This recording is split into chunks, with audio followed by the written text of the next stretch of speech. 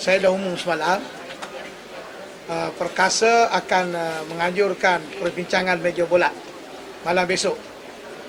Dan setakat ini saya sudah dapat komitmen tak kurang daripada 30 NGO Melayu yang akan turut serta membincang mengenai dengan cadangan perhimpunan bersih pada 9 Julai.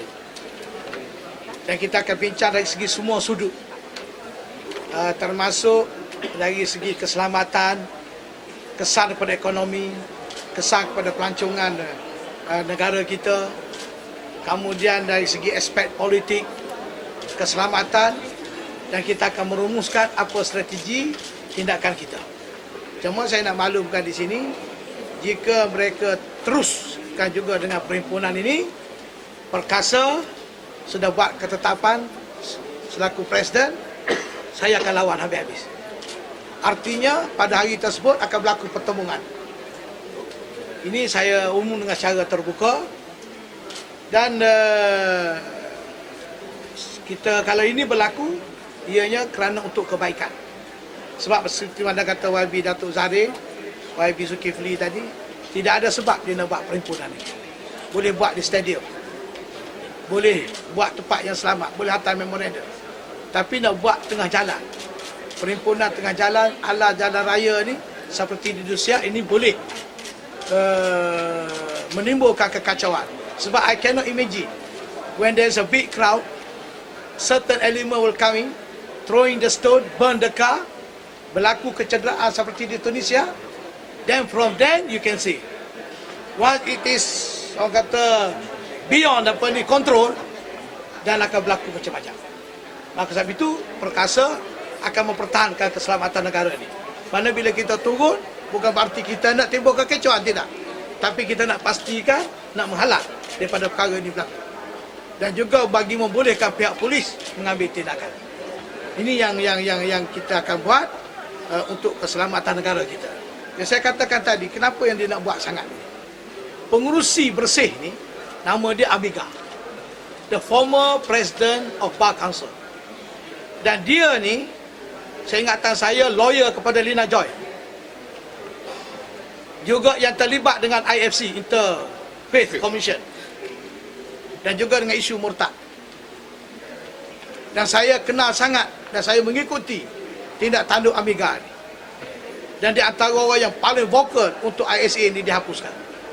Dan waktu pilihan raya di Sarawak baru-baru ini, dia ada buat kenyataan, jika berlaku penyelewengan pilihan raya di Sarawak, dia kata dia minta rakyat Sarawak berhimpun seperti di square apa ni, di Mesir, dia apa square apa, Tahrir Square, sehingga beliau tidak dibenarkan masuk di Sarawak. So maknanya kenyataan-kenyataan dia buat boleh kita persoalkan dari segi tindak tanduknya dalam konteks keselamatan negara. Dan timbalan pengurusi dia pula ialah saudara Mak Sabu. Jadi ini parti PAS. Jadi saya pun tak tahulah parti PAS sekarang ni boleh duduk di bawah Amiga yang menyokong, yang membela Lina Joy, yang bercakap soal Interfaith Commission, yang bercakap soal apa ni, murtad, dan boleh berpakat semuanya kerana kepentingan politik. So saya mengambil kira semua aspek ini dalam perbincangan. Dan ini juga kena-mengena kalau mereka berhak untuk mengadakan perhimpunan kononnya atas nama demokrasi, saya juga berhak menghalang perhimpunan ini atas nama demokrasi. Sebab saya juga rakyat. Demokrasi ini bukan bermakna hak untuk satu pihak buat sesuatu, pihak lain kena duduk diam. Tidak begitu. Demokrasi milik pada semua pihak. Ini saya nak emphasize. Sebab saya mengatakan demikian, ini ada kena-mengena dengan keselamatan. Sebelum ini, saya dikecam hebat bila saya buat kenyataan dalam ucapan di Gombak apabila ada berlaku perhimpunan perjumpaan pastor di Pulau Pinang. Saya mengatakan kalau perkara ini terus berlaku, saya tidak tolak kemungkinan sebagai orang Islam yang menjadi tanggungjawab membela Islam, boleh berlaku apa ni orang kata jihad. Jihad ini mencegah daripada perkara-perkara yang buruk berlaku. Itu tujuannya untuk kebaikan, mengingatkan, morning call. Dan saya baca kenyataan bila semalam ke yang beramat Jeff Wee daripada Jurutung, sekali lagi mengatakan ianya tidak berlaku sebagaimana tuduhan blok dan pendedahan yang dibuat oleh utusan. Dia kata tidak berlaku. Tetapi saya tidak tahu, sebab kemungkinan pihak kerajaan tak nak endang, pihak kerajaan sendiri mungkin akan play down with this issue demi keselamatan. Dalam jawapan dalam answer hari ini, soal lisan, ada satu soalan nombor 24. Saya menunggu soalan tu naik. Saya kalau ini tak naik, yang lain tu ada lagi soalan naik. Sebab ada soalannya, apakah tindakan ini patut diambil oleh kerajaan terhadap saya yang membuat kenyataan tersebut dalam konteks keselamatan. So I'm ready, I'm open to be investigate. Apa ni, tak apalah, nak kait dengan ni juga. Jangan lagi. Apa ni, to be investigate supaya apa ni ada kena-mengena dengan keselamatan tersebut ni. Tak apa tu. Lepas tu isu lain.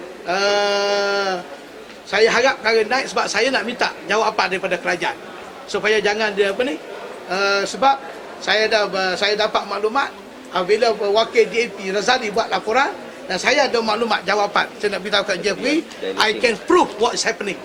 Perjumpaan di sektor stok hotel di Pulau Pinang. Jadi mengambil kira apa yang berlaku di Pulau Pinang, mengambil kira apa yang nak dibuat pada 9 Julai ni. Ini saya rangkumkan ini.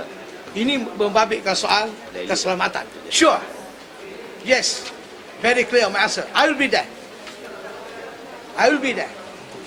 You see, I don't know how much they are going to gather, but Perkasa also have our large members and other NGO are coming, so we'll be there. Saya tak boleh nak anggap berapa ribu. Rakyat Malaysia ada 27 juta. Katanya Presiden nak bawa 300 ribu. So 27 million minus 300, then another about 26 million. So you don't worry about the figures. Tapi saya lebih selesa kalau kita preempt dan kalau pihak berkuasa ambil tindakan sebelum perkara ini berlaku. You imagine kan, saya nak tambah sikit. Bulan Julai ni ialah bulan selalu kedatangan pelacur-pelacur daripada Timur Tengah cukup ramai. There are a lot of tourists from the Middle East coming to Malaysia normally in July. Paling ramai. So you imagine when this perhimpunan berlaku, it will scarce, akan menakutkan pelacur-pelacur. Pemandu teksi dah buat kenyataan berapa banyak dia orang akan rugi. Ekonomi buat. Dulu pun masa dia buat tahun 2007 dulu, berapa banyak rugi. Saya ingat tuntutan telah dibuat oleh pihak-pihak yang terlibat dari segi kerugian. So are we going to allow this thing happen?